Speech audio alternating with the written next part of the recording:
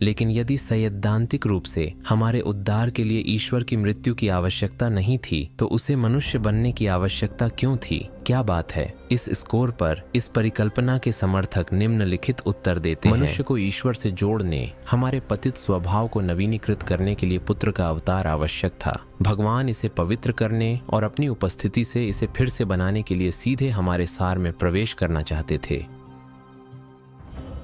और यीशु को धन्यवाद, वह पहले से ही उन लोगों में रहता है जिन्होंने सुसमाचार पर विश्वास किया है।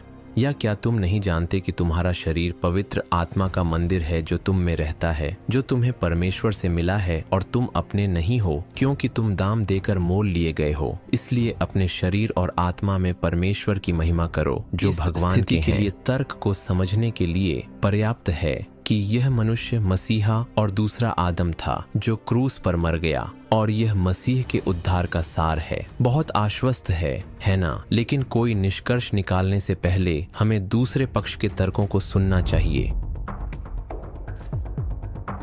दूसरा दृष्टिकोण, ईश्वर।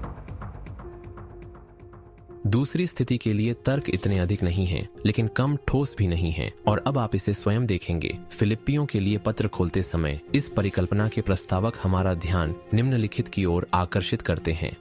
परमेश्वर के स्वरूप में होते हुए भी उसने डकैती को परमेश्वर के तुल्य न समझा, परंतु उसने दास का रूप धारण करके अपने आप को नम्र बना लिया और आज्ञाकारी बन गया, यहाँ तक कि क्रूस की मृत्यु तक भी।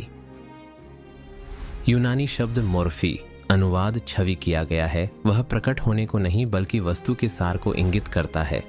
स्वभाव से ईश्वर होने के नाते यीशु मानव स्वभाव अपनाते हैं, ईश्वर मानव बन जाते हैं, यानी